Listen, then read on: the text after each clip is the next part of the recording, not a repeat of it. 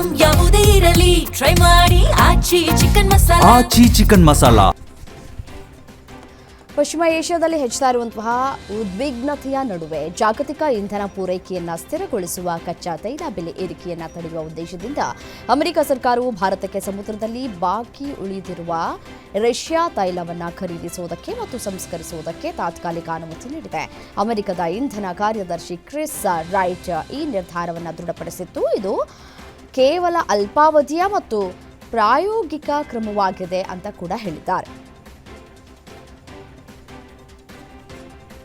Iran America Israel ಯುದ್ಧ ಹಿನ್ನೆಲೆ ಹೊರ್ಮುಜ್ ಜಲಸಂಧಿ ಮಾರ್ಗದಲ್ಲಿ ಉದ್ವಿಗ್ನತೆ ಮುಂದುವರೆದಿದ್ದರೂ ಕಡಿಮೆ ಬೆಲೆಗೆ ದೊರೆಯುವ ಯಾವುದೇ ಮೂಲದಿಂದ ಭಾರತ ಕಚ್ಚಾ ತೈಲ ಖರೀದಿಸುವುದನ್ನು ಮುಂದುವರಿಸುತ್ತದೆ ಅಂತ ಕೇಂದ್ರ ಸರ್ಕಾರ ತಿಳಿಸಿದೆ.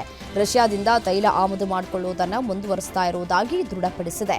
ಈ ರೀತಿಯ ಖರೀದಿಗಳನ್ನು ಮಾಡೋದಕ್ಕೆ ಯಾವುದೇ ದೇಶದ ಅನುಮತಿಯ ಅಗತ್ಯತೆ ಇಲ್ಲ ಅಂತ ಕೇಂದ್ರ ಸರ್ಕಾರ ತಿಳಿಸಿದೆ. ಒಡಿಶಾದ ಅರಣ್ಯ ಅಧಿಕಾರಿಗಳು ಚತುರ ಕಾರ್ಯಾಚರಣೆಯ ಮೂಲಕ 30 ಅಡಿ ಆಳದ ಬಾವಿಯಲ್ಲಿ ಸಿಲುಕಿದ್ದ ಆನೆಯನ್ನು ಸುರಕ್ಷಿತವಾಗಿ ಹೊರತೆಗೆದಿದ್ದಾರೆ. ಆನೆ ಬಾವಿಗೆ ಬಿದ್ದಿದ್ದು, ಕಿಯೋಂಜಾರ್ ತಂಡವು ಆರ್ಕಿಮಿಡೀಸ್ ತತ್ವವನ್ನು ಅನುಸರಿಸಿ ಬಾವಿಯಲ್ಲಿ ನೀರನ್ನು ತುಂಬುವ ಮೂಲಕ ಸುರಕ್ಷಿತವಾಗಿ ಹೊರತೆಗೆದರು. ನೀರು ಬಾವಿ ಅಂಚಿಗೆ ತಲುಪಿದ ನಂತರ ಜೆಸಿಬಿ ಮುಖಾಂತರ ಈ ಆನೆಯನ್ನು ನಿಧಾನವಾಗಿ ಹೊರತೆಗೆದಿದ್ದಾರೆ.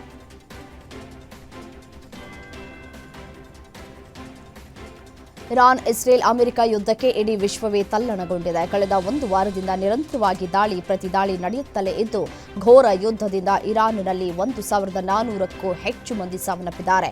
ಇಸ್ರೇಲ್ನಲ್ಲಿ 11 ಜನರ ಸಾವನ್ನಪ್ಪಿದರೆ ಗಲ್ಫ್ ರಾಷ್ಟ್ರಗಳಲ್ಲಿ 60ಕ್ಕೂ ಹೆಚ್ಚು ಮಂದಿ ಉಸಿರು ಚೆಲ್ಲಿದ್ದಾರೆ. ಇರಾನ್ನಲ್ಲಿ ಬರೋಬ್ಬರಿ 5535 ಮನೆಗಳು, 1041 ಅಂಗಡಿಗಳು, 14 ವೈದ್ಯಕೀಯ ಕೇಂದ್ರಗಳು, 65 ಶಾಲೆಗಳ ಮೇಲೆ ದಾಳಿಯಾಗಿದ್ದು, ಅದರಲ್ಲೂ ಇರಾನ್ ರಾಜಧಾನಿ ತೆಹರಾನ್ ಅಕ್ಷರಶಃ ನಲುಗಿ ಹೋಗಿದೆ.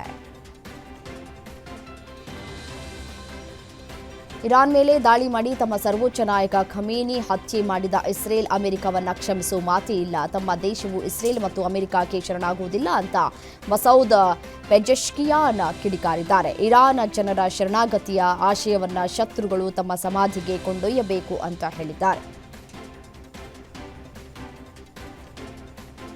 ಇನ್ನು ಮಧ್ಯಪ್ರಾಚ್ಯದ ರಣಾಂಗಣದಲ್ಲಿ ರಕ್ತಪಾತ ತಾರಕಕ್ಕೇರುವಾಗಲೇ ಇರಾನ್ನಿಂದ ಒಂದು ಅನಿರೀಕ್ಷಿತ ನಡೆ ಕಂಡು ಬಂದಿದೆ. ಇಸ್ರೇಲ್ ಅಮೆರಿಕ ವಿರುದ್ಧದ ಪ್ರತಿಕಾರಕ್ಕೆ ಇರಾನ್ ಅಮೆರಿಕದ ಮಿತ್ರ ದೇಶಗಳಾದ ನೆರೆಯ ಸೌದಿ ಅರೇಬಿಯಾ, ಯುಎಇ ಮತ್ತು ಬಹ್ರೇನ್ ಸೇರಿದಂತೆ 10ಕ್ಕೂ ಅಧಿಕ ಗಲ್ಫ್ ರಾಷ್ಟ್ರಗಳ ಮೇಲೆ ದಾಳಿ ಮಾಡಿದ್ದು, ದೇಶಗಳಿಗೆ ಇರಾನ್ ಅಧ್ಯಕ್ಷ ಅಧಿಕೃತವಾಗಿ ಕ್ಷಮೆ ಯಾಚಿಸಿದ್ದಾರೆ. ಇನ್ನು ಮುಂದೆ ಅಲ್ಲಿಂದ ದಾಳಿ ಮಾಡದ ಹೊರತು ನೆರೆ ರಾಷ್ಟ್ರಗಳನ್ನು ಗುರಿಯಾಗಿಸಿ ದಾಳಿ ಮಾಡಲ್ಲ ಅಂತ ಮಸೌದ್ ಕ್ಷಮೆ ಕೇಳಿದ್ದಾರೆ.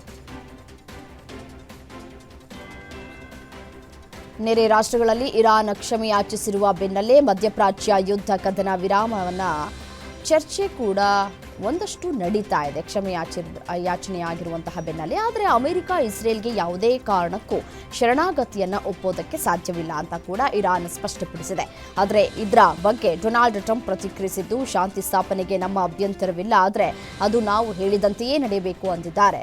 ಇರಾನ್ನ ಮುಂದಿನ ನಾಯಕ ಆಯ್ಕೆ ಪ್ರಕ್ರಿಯೆಯಲ್ಲಿ ತಾನು ವೈಯಕ್ತಿಕವಾಗಿ ಭಾಗಿಯಾಗಬೇಕು ಅಂತ ಕೂಡ ಷರತ್ತನ್ನು ವಿಧಿಸಿದ್ದಾರೆ.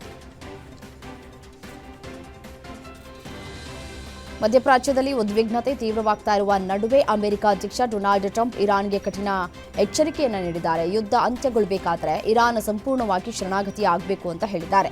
ಇಸ್ರೇಲ್ ಮತ್ತು ಇರಾನ್ ನಡುವಿನ ಸಂಘರ್ಷ ಗಂಭೀರ ಹಂತ ತಲುಪಿರುವ ನಡುವಲ್ಲೇ ಟ್ರಂಪ್ ಈ ಹೇಳಿಕೆ ಕೊಟ್ಟಿದ್ದಾರೆ. ಇರಾನ್ ಯಾವುದೇ ಷರತ್ತುಗಳಿಲ್ಲದೆ ಶರಣಾಗತಿ ಒಪ್ಪಿಕೊಂಡ್ರೆ ಮಾತ್ರ ಯುದ್ಧ ಅಂತ್ಯಗೊಳ್ಳಲಿಕ್ಕಿದೆ ಅಂತ ಸ್ಪಷ್ಟಪಡಿಸಿದ್ದಾರೆ. ಅಮೆರಿಕ ಅಧ್ಯಕ್ಷ ಡೊನಾಲ್ಡ್ ಟ್ರಂಪ್ ಇರಾನ್ನಿಂದ ಬೇಷರತ್ ಶರಣಾಗತಿಗೆ ಒತ್ತಾಯಿಸಿದ ಬೆನ್ನಲ್ಲೇ ಜಾಗತಿಕ ಇಂಧನ ಪೂರೈಕೆಯಲ್ಲಿ ವ್ಯತ್ಯಯವಾಗುವ ಭೀತಿಯಿಂದ ಕಚ್ಚಾ ತೈಲ ಬೆಲೆಗಳು ತೀವ್ರವಾಗಿ ಏರಿಕೆಯಾಗಿವೆ. ಈ ವರದಿಯನ್ನು ಸಲ್ಲಿಸುವ ಹೊತ್ತಿಗೆ ಕ್ರೂಡ್ ಆಯಿಲ್ WTI ಫ್ಯೂಚರ್ಸ್ ಶೇಕಡ 12.2ರಷ್ಟು ಏರಿಕೆಯಾಗಿ ಬ್ಯಾರೆಲ್ಗೆ ಇರಾನಿನ ಮಾಜಿ ಸರ್ವೋಚ್ಚ ನಾಯಕ ಅಲಿ ಖಮೇನಿ ಕೆಲವೊಮ್ಮೆ ಬಳಸ್ತಾ ಇದ್ದಂತಹ ಭೂಗತ ಮಿಲಿಟರಿ ಬಂಕರ್ ಮೇಲೆ ವೈಮಾನಿಕ ದಾಳಿ ನಡೆಸಿರುವಂತಹ ವಿಡಿಯೋವನ್ನು ಇಸ್ರೇಲಿ ರಕ್ಷಣಾ ಪಡೆಗಳು ಹಂಚಿಕೊಂಡಿವೆ. ಟೆಹರಾನ್ನಲ್ಲಿ 50 ಇಸ್ರೇಲಿ ಯುದ್ಧ ವಿಮಾನಗಳು ಭೂಗತ ಮಿಲಿಟರಿ ಬಂಕರ್ ಅನ್ನು ಧ್ವಂಸಗೊಳಿಸಿವೆ ಅಂತ IDF ಹೇಳಿದೆ. 7ನೇ ದಿನಕ್ಕೆ ಕಾಲಿಟ್ಟಿರುವ ಈ ಯುದ್ಧವು ಜಾಗತಿಕ ಶಕ್ತಿಗಳನ್ನು ಸೆಳೆದುಕೊಂಡಿದೆ. ವಿಶ್ವದ ಇಂಧನ ಮತ್ತು ಸಾರಿಗೆ ಕ್ಷೇತ್ರಗಳನ್ನು ಅಸ್ತವ್ಯಸ್ತಗೊಳಿಸಿದೆ.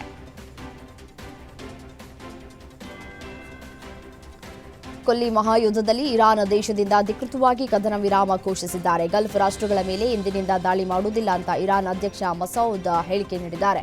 ಅಕ್ಕಪಕ್ಕದ ರಾಷ್ಟ್ರಗಳಾದ ಯುಎಇ, ಕತಾರ್, ಇರಾಕ್ ಸೇರಿದಂತೆ ವೆಸ್ಟ್ ಏಷ್ಯಾ ರಾಷ್ಟ್ರಗಳ ಮೇಲೆ ಇನ್ನು ಮುಂದೆ ದಾಳಿ ಮಾಡುವುದಿಲ್ಲ. ಈವರೆಗೂ ನಡೆದಿರುವ ದಾಳಿಗಳ ಬಗ್ಗೆ ಕ್ಷಮೆ ಕೇಳಿದ್ದಾರೆ.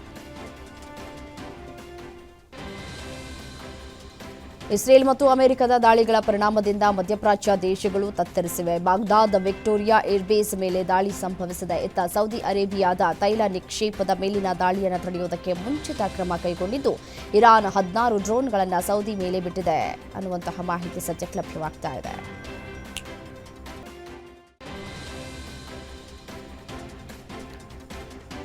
ಇಸ್ರೇಲ್ ಮತ್ತು ಅಮೆರಿಕ ದಾಳಿಗೆ ಇರಾನ್ ರಾಜಧಾನಿ ಟೆಹರಾನ್ ಅಸ್ತವ್ಯಸ್ತವಾಗಿದೆ. ನಗರದ ಎಲ್ಲೆಡೆ ಭೀಕರ ಸ್ಫೋಟಗಳು ಸಂಭವಿಸಿವೆ.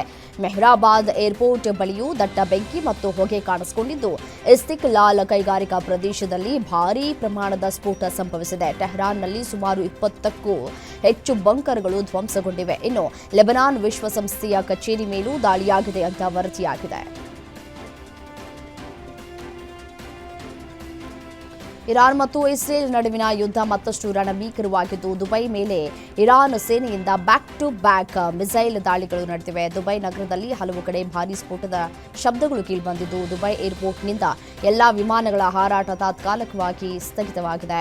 ವಿಮಾನ ನಿಲ್ದಾಣದ ಹತ್ತಿರ ಮಿಸೈಲ್ ಬಿದ್ದಿರುವ ಪರಿಣಾಮ ಭಾರೀ ಅನಾಹುತ ಸಂಭವಿಸಿದೆ. ಮಿಸೈಲ್ ದಾಳಿ ಹಿನ್ನೆಲೆ ವಿಮಾನಗಳು ಸುರಕ್ಷಿತವಾಗಿ ತಲುಪುವಂತೆ ಎಲ್ಲಾ ಚಟುವಟಿಕೆಗಳನ್ನು ನಿಲ್ಲಿಸಲಾಗಿದೆ. ಇರಾನ್ ಮತ್ತು ಇಸ್ರೇಲ್ ವಾರ್ ಎಫೆಕ್ಟ್ ಭಾರತದ ವ್ಯಾಪಾರಕ್ಕೂ ತಟ್ಟಿದ್ದು ಕರಾವಳಿಯ ಉದ್ಯಮಿಗಳು ಸಂಕಷ್ಟಕ್ಕೆ ಸಿಲುಕಿದ್ದಾರೆ. ಮಂಗಳೂರು ಬಂದರು ಪ್ರಮುಖ ರಫ್ತು ಕೇಂದ್ರವಾಗಿದ್ದು ಇಲ್ಲಿ 54 ಕಂಟೈನರ್ಗಳು ಸಿಲುಕಿಕೊಂಡಿವೆ. ಸಮುದ್ರ ಮಾರ್ಗಗಳು ಬಂದ್ ಆದ ಕಾರಣ ಮಧ್ಯಪ್ರಾಚ್ಯ ದೇಶಗಳಿಗೆ ರಫ್ತಾಗುವ ಕಾಫಿ, ಗೋಡಂಬಿ, ಮೀನು ಉತ್ಪನ್ನಗಳು ರಫ್ತು ಸ್ಥಗಿತಗೊಂಡಿದೆ. ಇನ್ನು ಕರಾವಳಿ ಉದ್ಯಮಿಗಳಿಗೆ ಈ ಸ್ಥಿತಿ ಭಾರೀ ಹೊಡೆತವನ್ನ ತಂದಿದ್ದು ಯುದ್ಧ ಮುಂದುವರೆದರೆ ಸಾಗಣೆ ವೆಚ್ಚಗಳು ಹೆಚ್ಚಾಗುವ ಭೀತಿ ಹೆಚ್ಚಾಗ್ತಾ ಇದೆ.